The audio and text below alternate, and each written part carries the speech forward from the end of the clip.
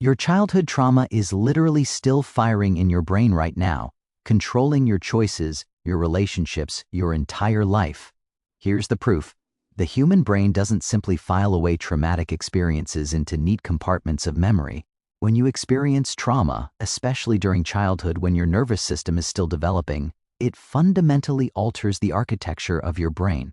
Neuroimaging studies have consistently shown that individuals who experienced significant trauma exhibit heightened activation in the amygdala, the brain's threat detection center, while simultaneously showing reduced activity in the prefrontal cortex, the region responsible for rational thinking and emotional regulation.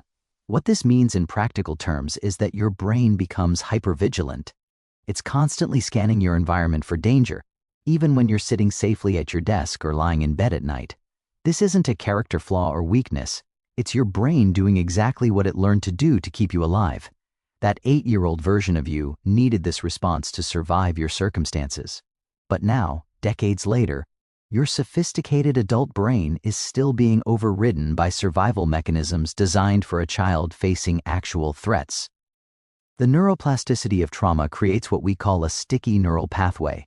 Every time you experience something that remotely resembles the original threat, your brain reactivates these pathways with remarkable efficiency.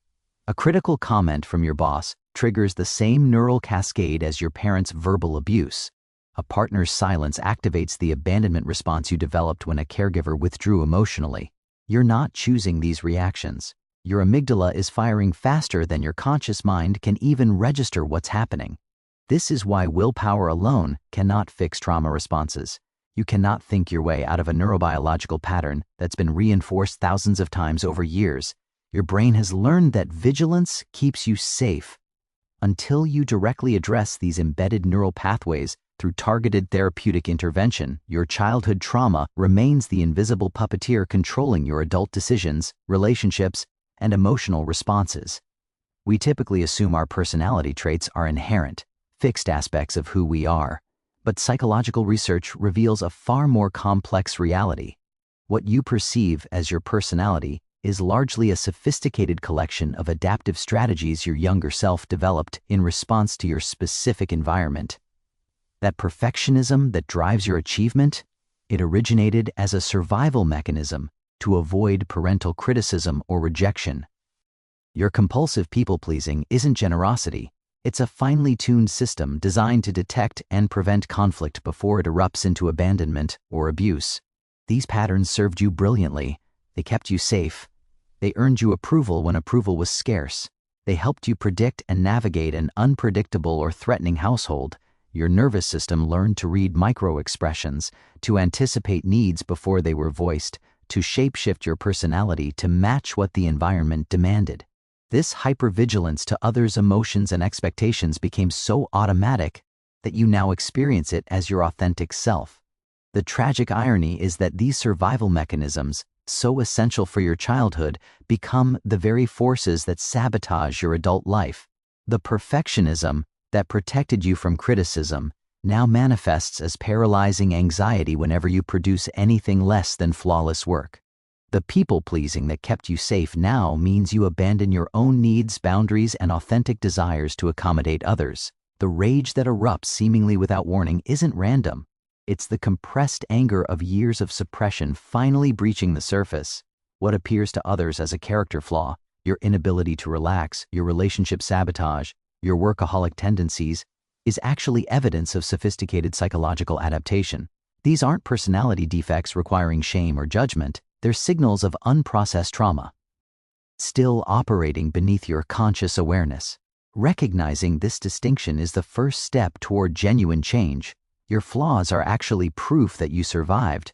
Your body exists in a state of perpetual remembrance. While your conscious mind may have forgotten the specifics of childhood trauma, a protective mechanism called dissociation, your nervous system maintains an exhaustive archive of every threat, every pain, every moment of helplessness you experienced.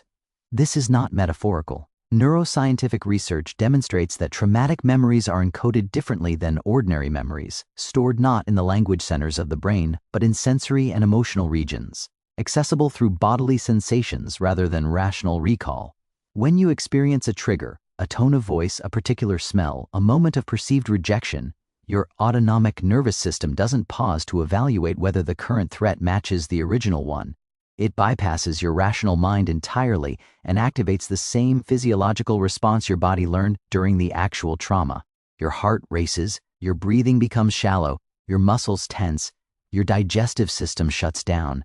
You're experiencing what clinicians call a somatic flashback, where your body literally believes it's back in the original threatening situation. This explains the seemingly irrational reactions that confound you. Why does your partner's neutral expression trigger overwhelming anxiety? Why does a crowded room make you feel suffocated? Why does authority feel inherently threatening? Your body is responding not to present reality, but to the neural imprint of past danger. These aren't choices or conscious decisions. They're automatic nervous system responses encoded at a precognitive level. The body keeps score through chronic stress hormones like cortisol and adrenaline that remain elevated, creating systemic inflammation, sleep disturbances, and immune dysregulation. You may develop mysterious physical symptoms, chronic pain, digestive issues, unexplained fatigue, that medical professionals struggle to diagnose because they're searching for physical causes while overlooking the neurobiological origin in unprocessed trauma. Your body is speaking fluently in the language of your unhealed past, communicating through symptoms what your conscious mind has forgotten or suppressed. Trauma doesn't exist in isolation within individual psyches. It operates as a transgenerational transmission system, passing through families, like an invisible inheritance more powerful than genetics. Attachment theory and developmental psychology reveal that parents unconsciously transmit their unresolved trauma responses to their children through hundreds of micro-interactions occurring before conscious awareness can intervene. A parent who experienced abandonment may unconsciously withdraw emotionally at moments when their child needs closeness most, recreating the abandonment wound in the next generation. A parent who survived verbal abuse may have a hair-trigger response to perceived disrespect, teaching their child that relationships are fundamentally unsafe and that people cannot be trusted with vulnerability. This intergenerational relay doesn't require explicit trauma to occur in your child's life. The transmission happens through modeling, through the parent's dysregulated nervous system triggering the child's nervous system into matching states of hypervigilance or dissociation.